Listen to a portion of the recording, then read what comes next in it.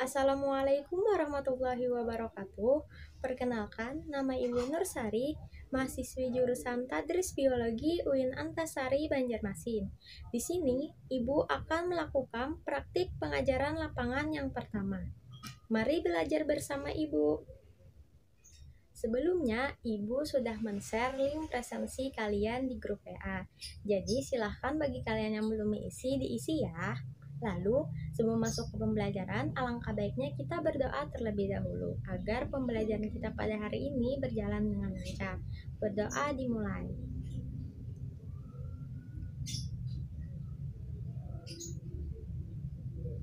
Amin. Berdoa selesai. Ibu akan membacakan tujuan pembelajaran kita pada hari ini. Yang pertama, setelah proses pembelajaran, peserta didik mampu memahami pengertian biologi. Yang kedua, setelah proses pembelajaran, peserta didik mampu menentukan macam-macam dari objek biologi tersebut. Sebelumnya, silakan simak dulu video tersebut. Dalam kehidupan sehari-hari, sebenarnya kita selalu berhubungan dengan hal-hal yang berkaitan dengan biologi. Penemuan dan penelitian di bidang biologi bertujuan untuk menyejahterakan manusia. Misalnya, para petani menerapkan prinsip-prinsip biologi agar tanamannya dapat tumbuh subur dan hasilnya bagus. Kemudian, pada saat kita sakit, dokter juga akan memeriksa organ tubuh kita, menyelidiki apa penyebabnya. Namun, semakin berkembangnya waktu, semakin zaman now, semakin canggih pula alat untuk melakukan eksperimen membuat senjata biologis yang merugikan banyak orang. Nah, sekarang kita akan mempelajari tentang ruang lingkup biologi. Mari kita simak. Baiklah, setelah kalian menonton video yang tadi, maka kalian pasti tahu kan hari ini kita belajar apa? Belajar apa? Iya, benar sekali. Hari ini kita akan belajar tentang ruang lingkup biologi. Yang mana ruang lingkup biologi itu merupakan ada sesuatu membahas tentang tingkatan-tingkatan organisasi kehidupan. Jadi, mari kita bahas bersama Ibu. Ibu akan menjelaskan sedikit tentang ruang lingkup biologi, yang mana Ibu akan membahas tentang objek biologi. Objek biologi ini merupakan suatu tingkatan-tingkatan organisasi kehidupan, yang mana tingkatan organisasi kehidupan ini ada 11. Yang pertama yaitu ada molekul, sel, jaringan, organ, sistem organ, individu, populasi, komunitas, ekosistem, bioma, dan yang terakhir adalah biosfer. Ibu akan menjelaskan sedikit saja dari 11 tingkat organisasi kehidupan tersebut. Jadi, Ibu akan menjelaskan sedikit tentang tingkat organisasi kehidupan dari individu sampai dengan biosfer. Ibu yang pertama akan menjelaskan tentang individu, yang mana individu ini merupakan suatu organisme tunggal yang berada pada satu tempat tersebut. Jadi, contohnya saja pada tumbuhan laos ini, yang mana dia ini suatu organisme tunggal yang menempati suatu tempat tersebut.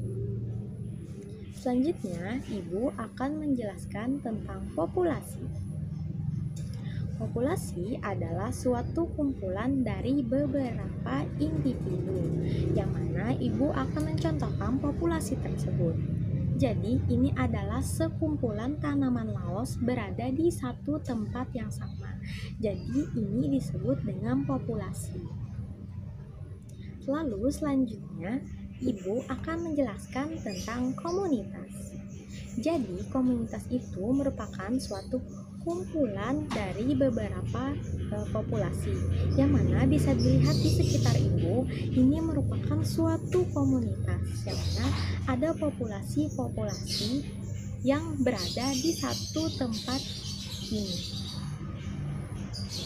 Selanjutnya, Ibu akan membahas tentang komunitas, yang mana komunitas ini mencakup tentang organisme atau biotik atau biasa disebut dengan makhluk hidup. Lalu, yang tak hidup yaitu tentang abiotik. Selanjutnya, Ibu akan menjelaskan tentang bioma, yang mana bioma ini adalah merupakan salah satu komunitas utama dunia yang diklasifikasikan berdasarkan vegetasi dominannya. Jadi bioma ini ada terbagi lagi dalam beberapa macam. Yang pertama ada bioma gurun pasir, yang kedua bioma padang rumput, ketiga bioma hutan tropis, keempat bioma hutan gugur, dan banyak lagi yang lainnya. Selanjutnya yang terakhir ada biosfer, yang mana biosfer ini merupakan suatu sistem ekologi global yang menyatukan seluruh makhluk hidup dengan unsur-unsur di sekitarnya yang saling berinteraksi. Unsur-unsur tersebut ada unsur litosfer atau batuan, lalu ada unsur hidrosfer atau air, lalu yang terakhir ada unsur atmosfer atau udara yang ada di lingkungan sekitar kita.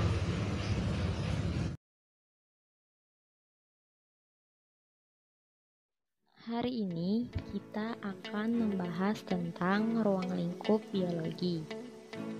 Pembahasan yang akan kita bahas yaitu yang pertama ada pengertian biologi dan yang kedua ada objek biologi.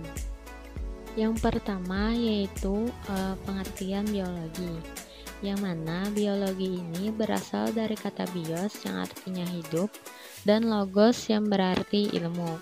Jadi maksudnya di sini adalah biologi itu ilmu yang mengkaji dan mempelajari tentang seluk-beluk makhluk hidup.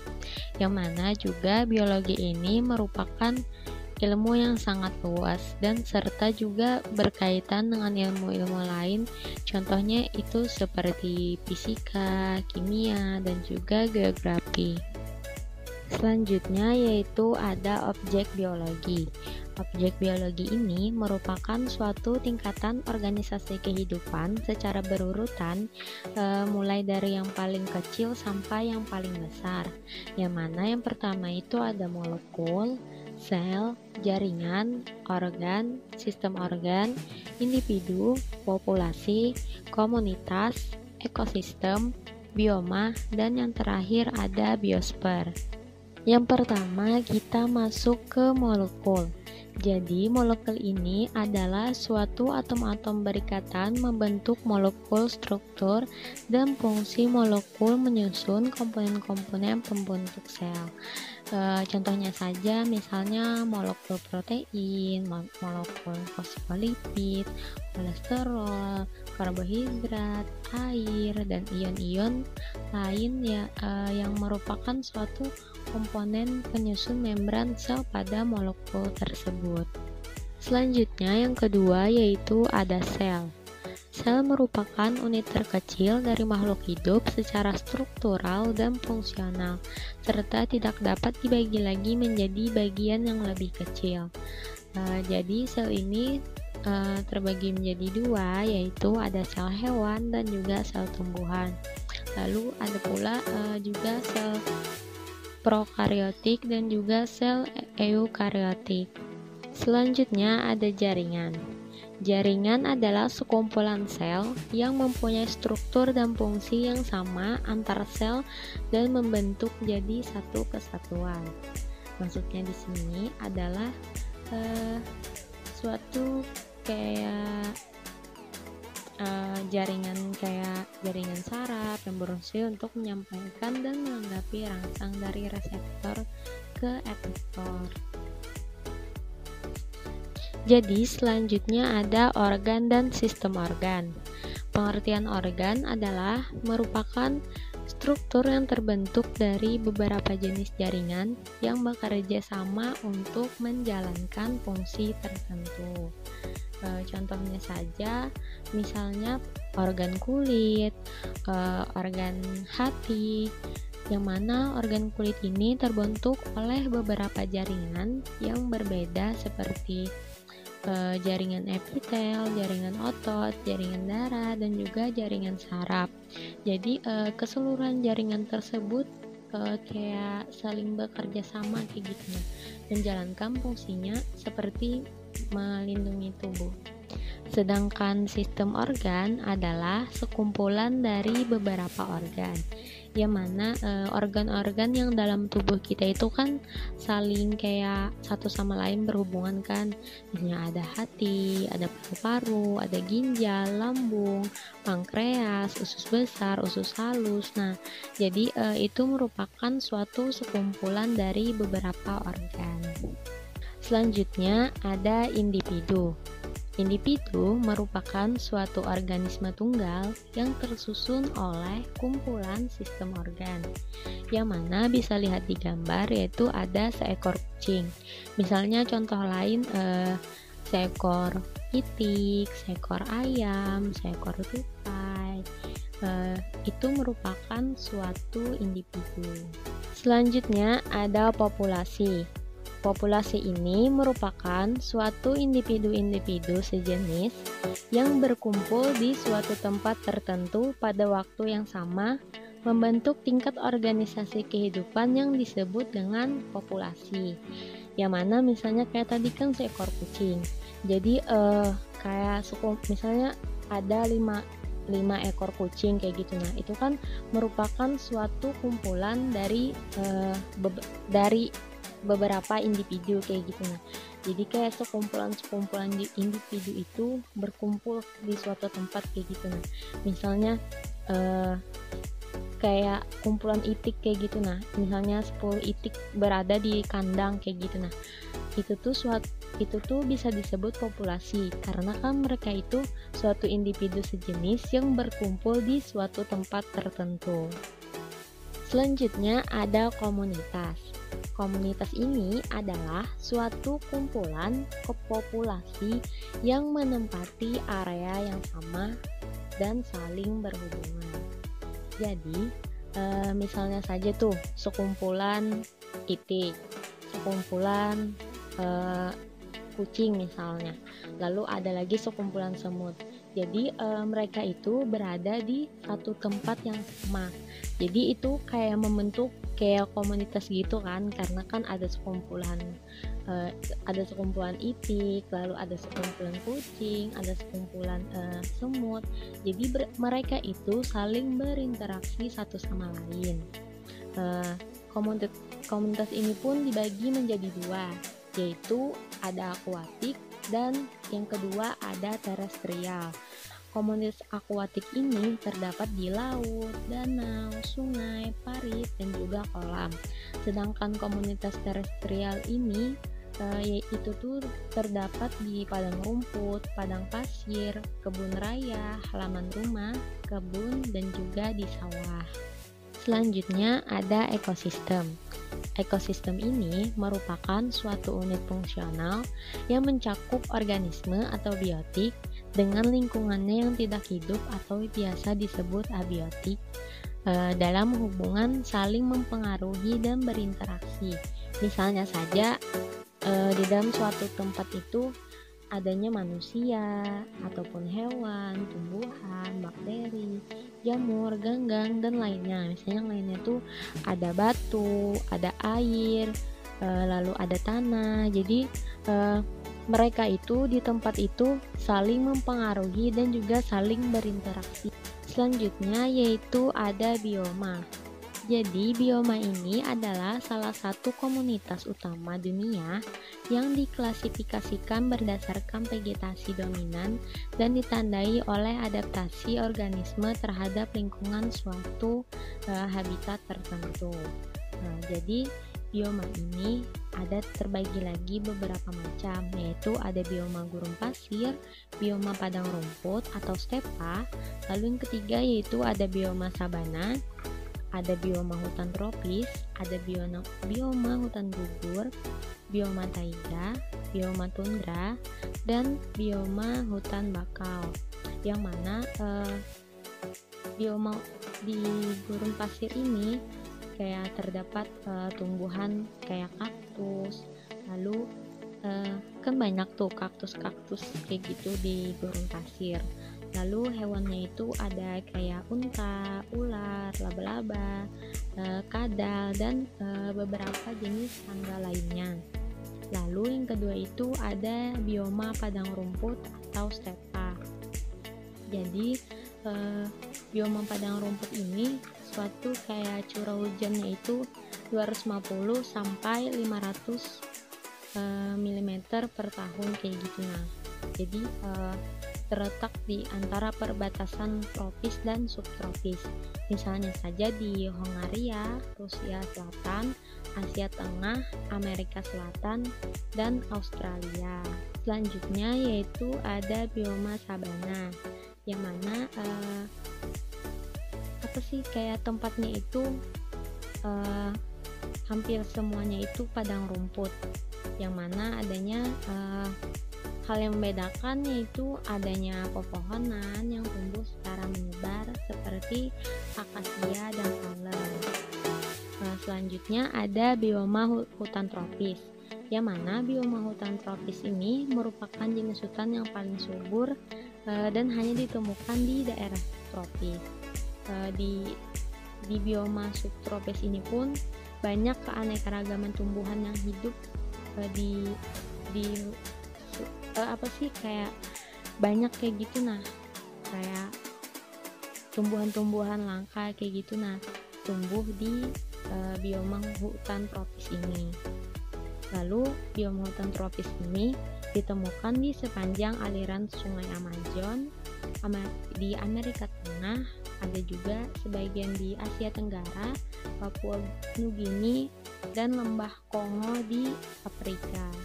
Selanjutnya ada bioma hutan gugur, yang mana di sini merupakan salah satu ciri musiman yang hanya ditemukan di negara subtropis atau di 4 musim. Jadi tumbuhan-tumbuhan tersebut akan menggugurkan daunnya saat musim dingin tiba. Lalu ada bioma taiga, yang mana bioma taiga ini adalah suatu bioma yang didominasi oleh tumbuhan berdaun seperti jarum. Bioma ini pun ditemukan di antara daerah subtropis dan kutub, contohnya di Skandinavia, Rusia, Siberia, Alaska, dan juga Kanada. Lalu yang ketujuh itu ada bioma tundra.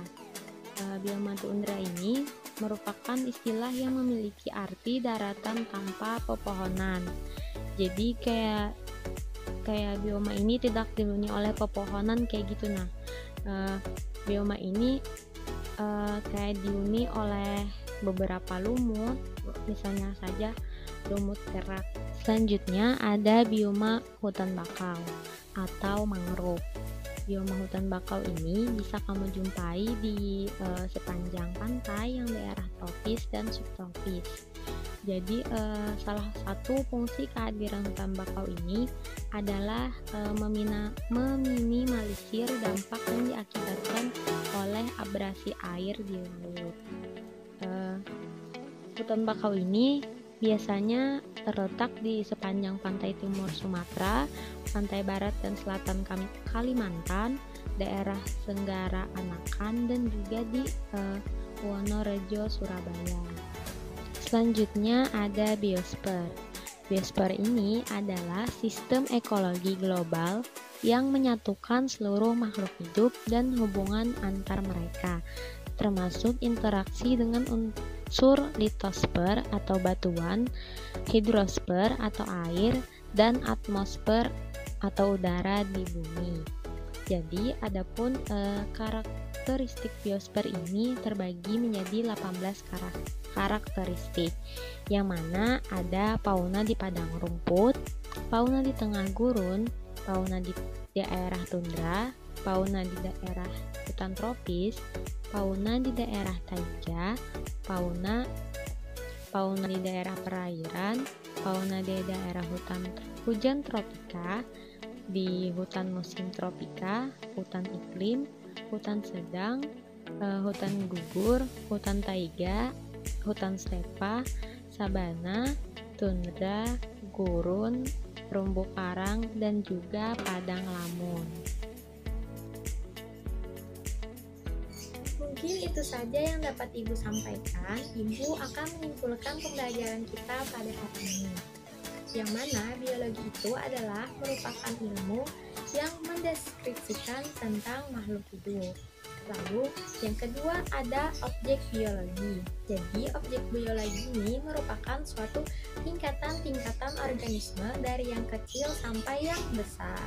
Jadi tingkatan organisme ini ada molekul, sel, jaringan, organ, sistem organ, ada individu, populasi, komunitas, ekosistem, bioma, dan yang terakhir yaitu ada biosfer.